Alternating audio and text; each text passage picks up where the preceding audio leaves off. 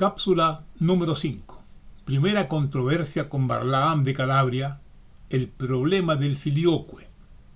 Los discursos demostrativos sobre la procesión del Espíritu Santo es la primera obra teológico-filosófica de San Gregorio Palamas, con la cual responde al tratado sobre la procesión del Espíritu Santo contra los latinos, escrito por el monje Balaam de Calabria para cumplir con la defensa de la fe ortodoxa que le había encargado el emperador Andrónico III. Para el sector de la Iglesia ortodoxa de mayor rigor teológico, Balaam no había expuesto la tesis de la procedencia del Espíritu Santo, que para la tradición doctrinal era fundamental, sino que se había limitado a decir que con silogismos dialécticos ni la tesis ortodoxa ni la de la Iglesia de Roma se podría demostrar. Lo absoluto es inaccesible y por tanto no se dan demostraciones.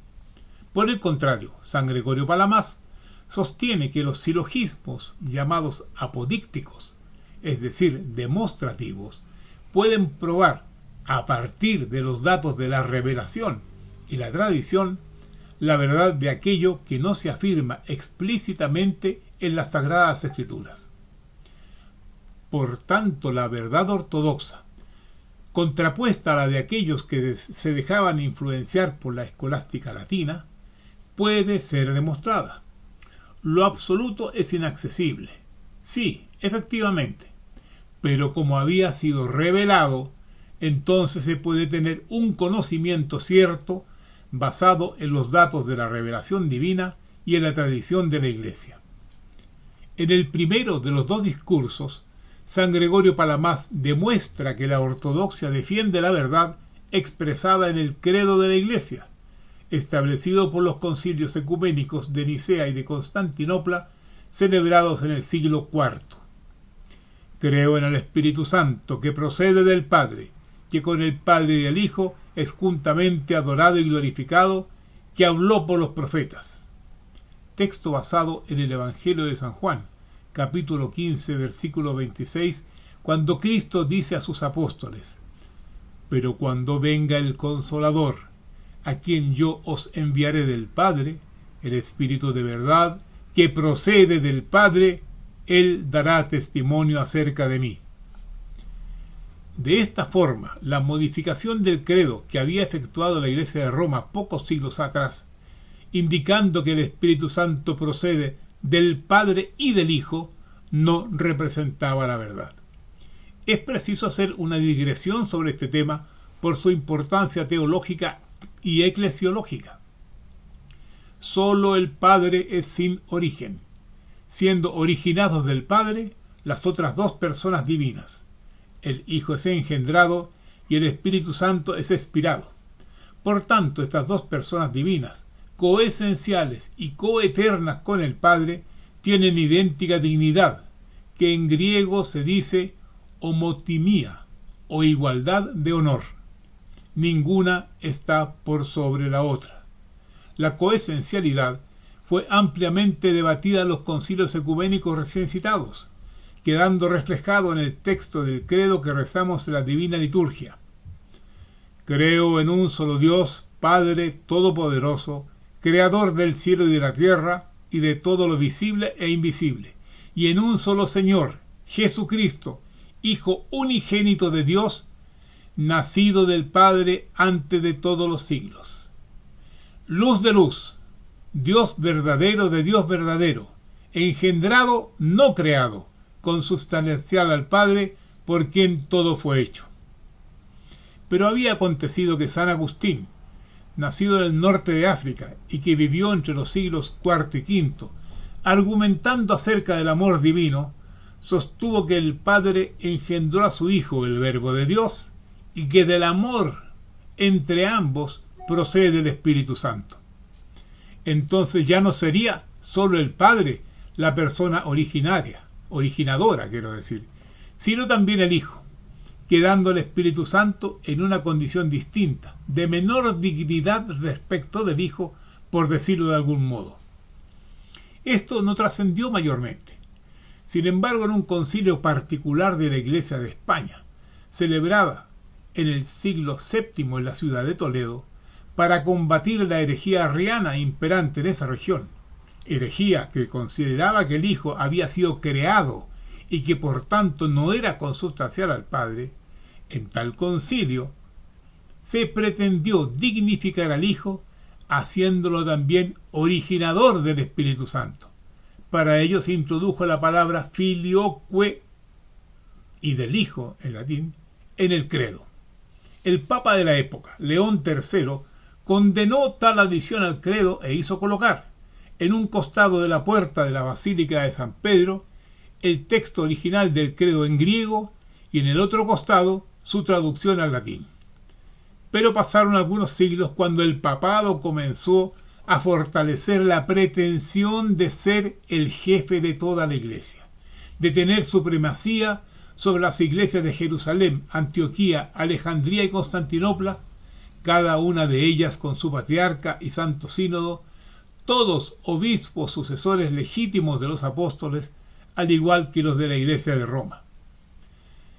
Quería el papado ser reconocido como suprema autoridad de la cristiandad, concepto bajo el cual se incluía tanto la autoridad eclesiástica sobre los demás patriarcas como la autoridad civil sobre los reyes de las naciones.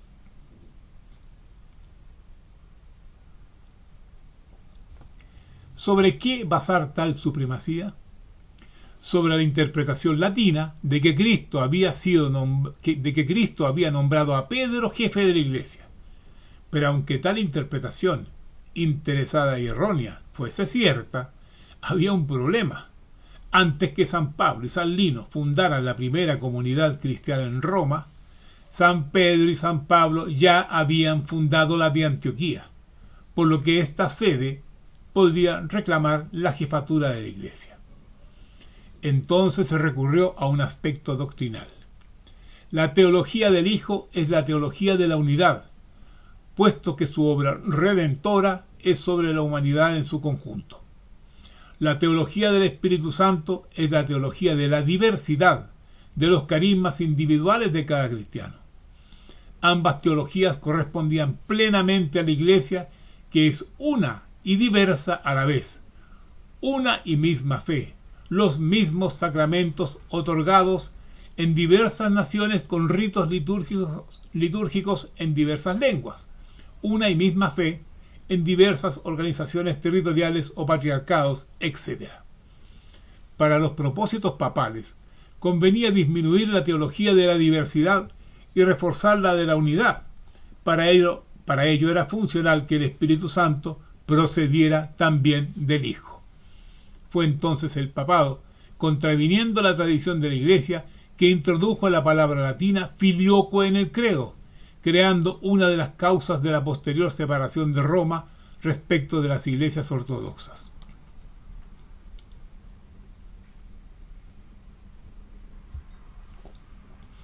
Tras la ruptura ocurrida el año 1054, hubo intentos de acercamientos entre Bizancio y Roma, y uno de los temas de controversia fue el filioque. Al día de hoy quedan matices de diferencias no resueltas, pero mucho se ha avanzado en coincidir en una interpretación común de la verdad evangélica. Por ejemplo, que el Espíritu Santo procede del Padre en cuanto a su origen y que procede del Hijo en cuanto éste nos lo envía. Volvamos a San Gregorio Palamas. En el segundo discurso, quiere desmentir las interpretaciones que los inclinados a las posiciones latinas daban a algunos pasajes de las Escrituras y de los padres de la Iglesia, con el propósito de sostener sus propias tesis. San Gregorio Palamas se preocupó de defender las tesis ortodoxas, sosteniéndolas con muchísimas referencias a las Sagradas Escrituras y a los padres de la Iglesia, a quienes, como si fuera un proceso, llama a testificar en favor de la procedencia del Espíritu Santo solo del Padre. Antes de finalizar esta cápsula palamita, quisiera explicar un cambio en la denominación de la Santísima Trinidad. Siempre hablamos de la Trinidad consubstancial, formada por el Padre, el Hijo y el Espíritu Santo, y en ello no hay error alguno. Sin embargo, es posible hablar con mayor precisión, alejándose de lo abstracto para ir a lo más personal. Me explico con la siguiente comparación. Usamos la palabra hombre para referirnos a una persona concreta, mientras que utilizamos el término humanidad para indicar una totalidad, pero de carácter más abstracto. Entonces, si en vez de decir Santísima Trinidad, decimos Santísima Tríada o Santa Tríada, nos referimos al conjunto formado por las tres personas divinas, pero manteniendo cada una su propia entidad hipostática, personal, sin abstraerlas como en la denominación Trinidad. Ciertamente la Santa Tríada es coesencial, es decir, hay una única y sola supraesencia divina, pero cada persona tiene algo que la distingue de los demás, lo que será tema de la próxima cápsula, la número 6. Que la Santa Tríada nos bendiga.